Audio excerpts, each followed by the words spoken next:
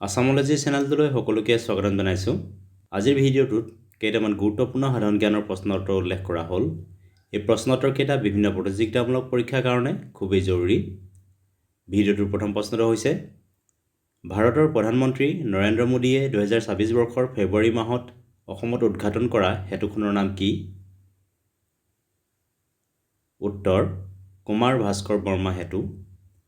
ব্ৰহ্মপুত্ৰৰ ওপৰত নিৰ্মাণ কৰা এই সেতুখনে গুৱাহাটী আৰু উত্তৰ গুৱাহাটীক সংযোগ কৰিছে।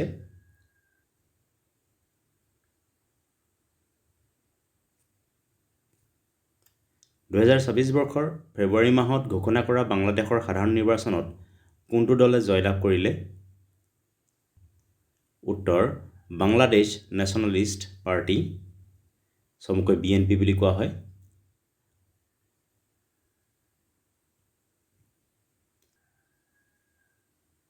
(2026 বৰ্ষত এছিয়ান ইনডোৰ এথলেটিক্স চেম্পিয়নশ্বিপ কোন ঠাইত অনুষ্ঠিত কৰা হৈছিল? উত্তৰ, চীনৰ তিয়ানজিনত। এই খেলত ভাৰতে মুঠ 5টা পদক অৰ্জন কৰে। ইয়াৰে ভিতৰত এটা সোণৰ পদক, 2টা ৰূপৰ পদক আৰু 2টা ব্ৰঞ্জৰ পদক আছে। এই পদককেইটা অৰ্জন কৰা খেলুৱৈকেইগৰাকী হ'ল: সোণৰ পদক লাভ কৰিছে হেপ্টাথলনত তেজস্বিন শংকৰে। ৰূপৰ পদক লাভ কৰা খেলুৱৈকেইগৰাকী হ'ল শ্বটপুট খেলত তাজিন্দৰ পাল সিং তুৰ আৰু হাই জাম্পত পূজা সিঙে লাভ কৰিছে। ব্ৰঞ্জৰ পদক লাভ কৰিছে লং জাম্পত NC সুজানে আৰু হাই জাম্পত আদৰ্শ ৰামে। কোনটো বোমা বিস্ফোৰণৰ ফলত মাছৰুম ক্লাউডৰ সৃষ্টি হয়? উত্তৰ, পাৰমাণৱিক বোমা।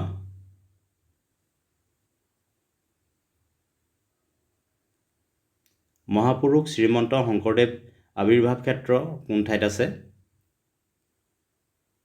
উত্তৰ, নগাঁও জিলাৰ বটদ্ৰৱাত।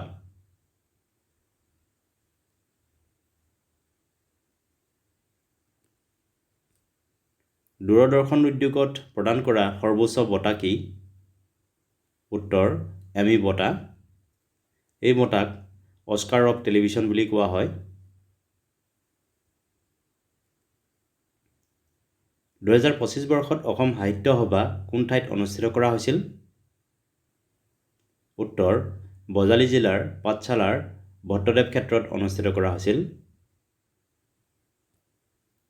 এ বেণ্ড ইন দ্য ৰিভাৰ এই গ্ৰন্থৰ লেখক কোন? উত্তৰ, VS নাইপল। ভাৰতৰ আটাইতকৈ ডাঙৰ পুথিভঁৰাল অৰ্থাৎ লাইব্ৰেৰী কোন ঠাইত আছে? উত্তৰ, কলকাতা। এই লাইব্ৰেৰীৰ নাম হৈছে the national library of India. IFFI বা IFFI ৰ সম্পূৰ্ণ অৰ্থ কি? উত্তৰ, IFFI ৰ ফুল ফৰ্ম হৈছে international film festival of India.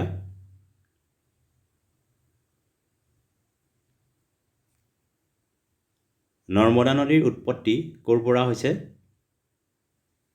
উত্তৰ, মধ্যপ্ৰদেশৰ অমৰকণ্টক মালভূমিৰ পৰা উৎপত্তি হৈছে। পোহৰলৈ ভয় কৰা ৰোগক কি বোলে? উত্তৰ, ফটোফবিয়া বোলে। ভাৰতৰ প্ৰথম চিফ ইলেকশ্যন কমিশ্যনাৰ অৰ্থাৎ মুখ্য নিৰ্বাচন আয়ুক্ত কোন আছিল? উত্তৰ, Sukumar Sen. Birla industrial and technological museum কোন ঠাইত আছে? উত্তৰ, পশ্চিমবংগৰ কলকাতাত। এই মিউজিয়াম হৈছে ভাৰতৰ আটাইতকৈ পুৰণি ছায়েন্স মিউজিয়াম। ৰাজ্যৰ নাম সলনি কৰাৰ লগত সংবিধানৰ কোনটো অনুচ্ছেদ অৰ্থাৎ আৰ্টিকল জড়িত? উত্তৰ, অনুচ্ছেদ নং 3। এইকেইটা আছিল কেইটামান গুৰুত্বপূৰ্ণ জিকে। ভিডিঅ'টো চোৱাৰ বাবে ধন্যবাদ। যদি ভিডিঅ'টো ভাল লাগিলে লাইক কৰিবলৈ লগতে চেনেলটো ছাবস্ক্ৰাইব কৰিবলৈ অনুৰোধ জনালোঁ। ধন্যবাদ।